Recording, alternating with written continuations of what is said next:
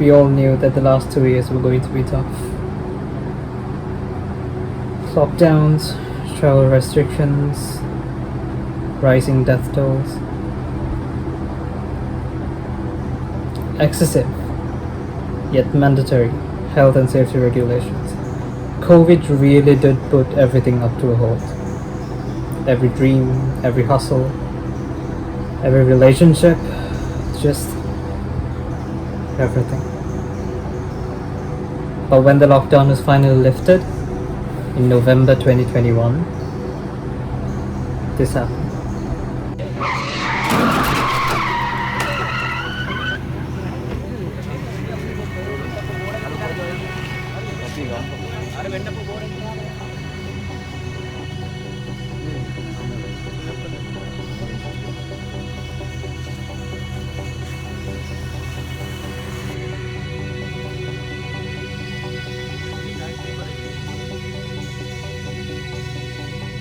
Too soon. That's the only thing that kept ringing in my ears. Stepped out too soon. Deep down, I wasn't ready. Now I had to take a step back and think what I should do next. Because behind all that excitement of going into a national park at the middle of the night, I had forgotten my purpose of pursuing my wildlife journal. I needed a second chance to start over. And COVID had just given me that opportunity 2 years ago. Truth be told, I was just too blind to see it. 2 years ago, all I remember was seeing a halt in all my plans. But what I should have seen is an opportunity to work on myself. My second chance to learn more. My second chance to teach myself about the wildlife here in Sri Lanka. And my second chance at teaching myself wildlife filmmaking. So here it is. 22nd of February 2022. The one day of this year that mirrors itself. I am Sachi. And this is my second chance.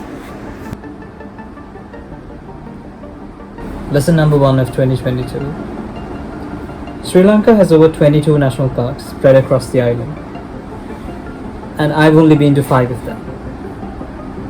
Knowing this, I know that I now have twice the more opportunity to witness that feeling of being to a national park for the very first time.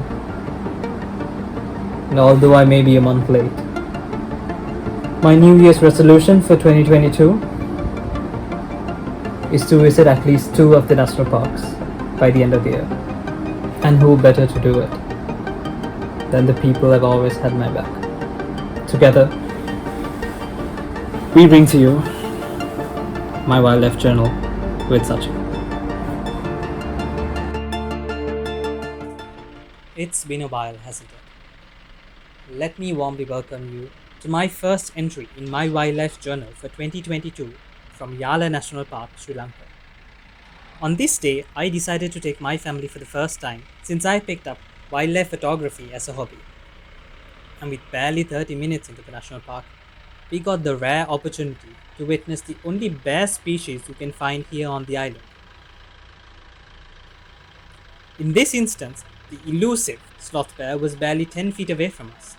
So in order to get a good shot, we decided to give a little bit more room between us and the animal.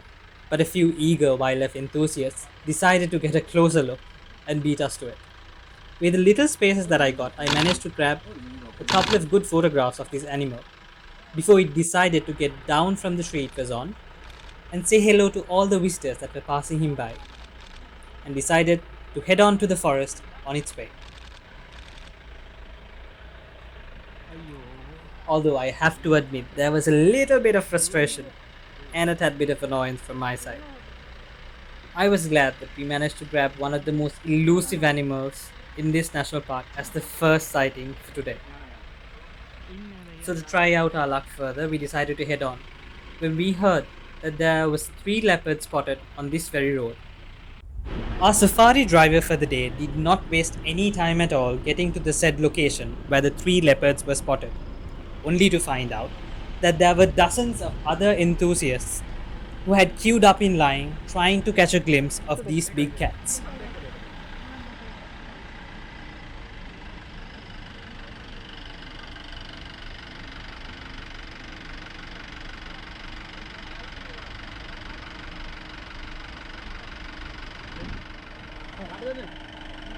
As we stayed patiently in line, we heard that the leopards had crossed the road over to the right side of our jeep.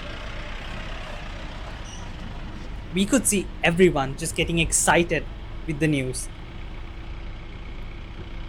Truth be told, we weren't in that much of a hurry because we came in plan to do a full day safari, which meant we had 12 hours to stretch our chances in spotting a leopard within Yala National Park. So we were more than happy to share our space and back up a little bit so they could make room for their safari jeep and have a better chance in catching a glimpse of the biggest cat that roams the island.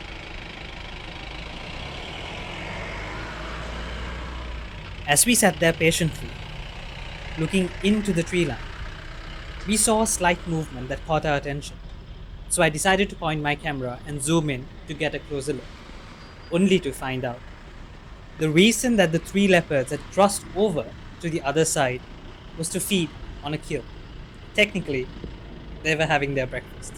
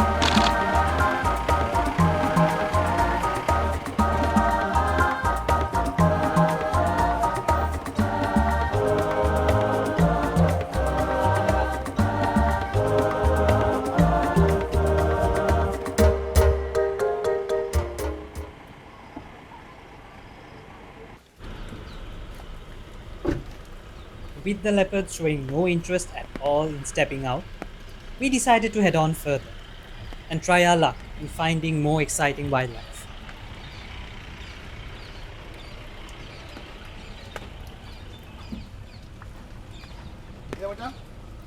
And as we went on, we got another news.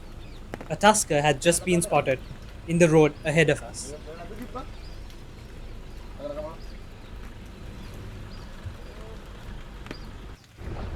The excitement in me grew because this was one of the tuskers that I had been dying to photograph and had not been in my collection by far. The tusker was identified as Ravana, named after one of the legendary kings of Sri Lanka.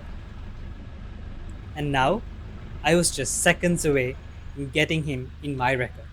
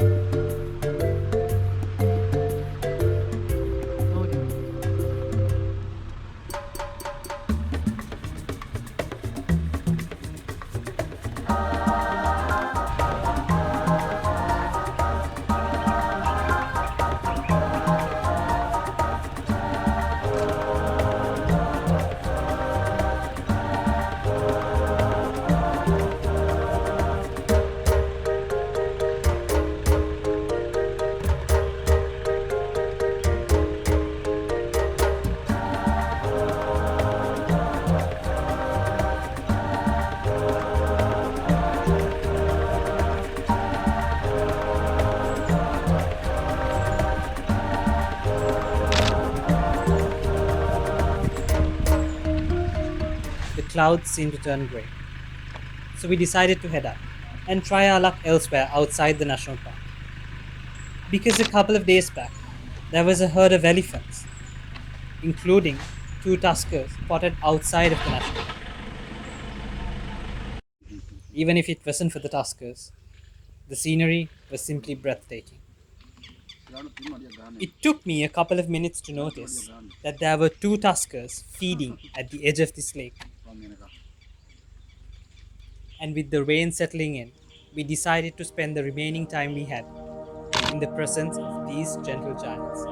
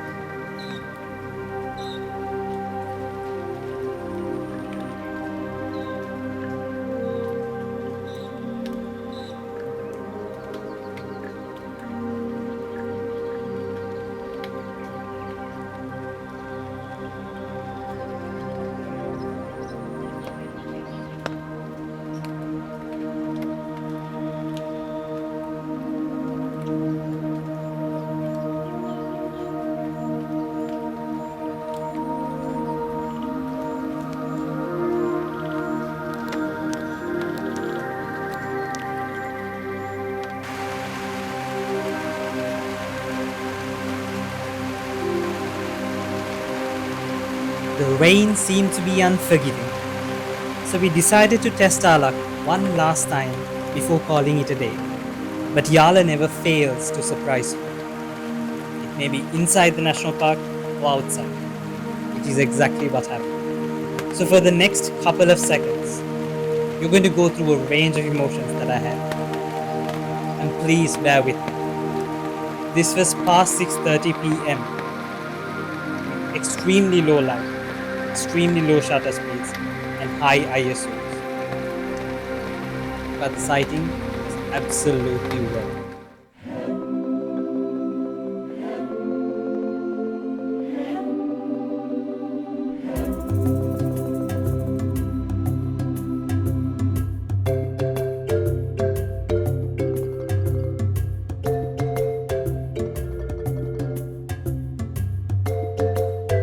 Thank you for watching till the end. I hope you enjoyed this entry on my wildlife journey. Make sure to hit that subscribe button to keep in touch with more exciting content.